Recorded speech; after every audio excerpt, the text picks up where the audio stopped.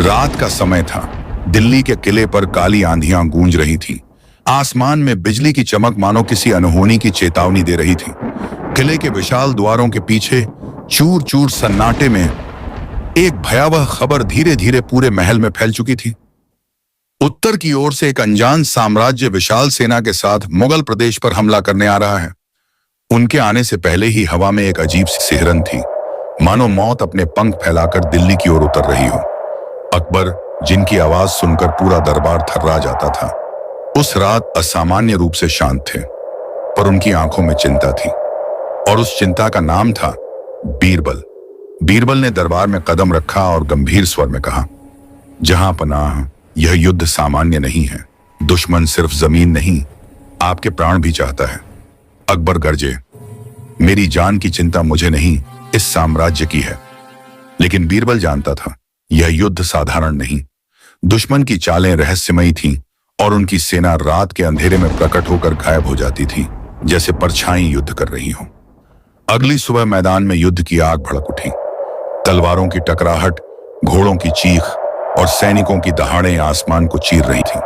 दुश्मन की सेना अकबर को घेर चुकी थी। उनकी नजरें सिर्फ एक लक्ष्य पर थीं, सम्राट अकबर का अंत। उस भयावह क्षण में जब एक दुश्मन सैनिक अपनी जलती हुई भाला लेकर अकबर पर झपटा, बीरबल चीते की गति से सामने आ गया। भाला सीधा बीरबल के सीने में धंस गया। अकबर की रौबदार आवाज पहली बार कांप उठी, बीरबल। लेकिन बीरबल ने दर्द से कांपते हुए भी मुस्कुराया।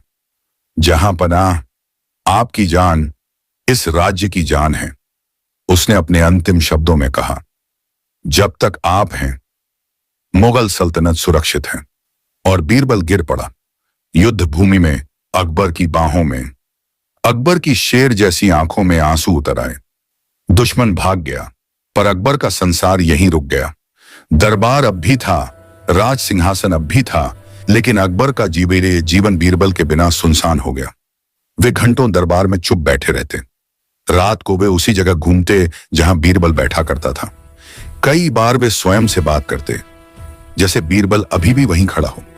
कभी रोबदार, कभी कठोर और कभी गर्जन करने वाली अकबर की आवाज अब टूट चुकी थी। वह कहते, बीरबल, तुमने जान देकर मुझे बचाया, पर मुझसे मेरा साया छीन लिया। अकबर की हंसी खत्म हो गई। उनकी समझदारी भी मानो आधी हो गई। वे फैसले लेते पर हमेशा रुक जाते। अगर बीरबल होता तो क्या कहता? दुनिया ने उन्हें सम्राट कहा, पर वे जानते थे उनका असली साम्राज्य बीरबल की बुद्धि और दोस्ती था। और इस तरह इतिहास में पहली बार एक सम्राट अपने मंत्री के जाने पर टूट गया।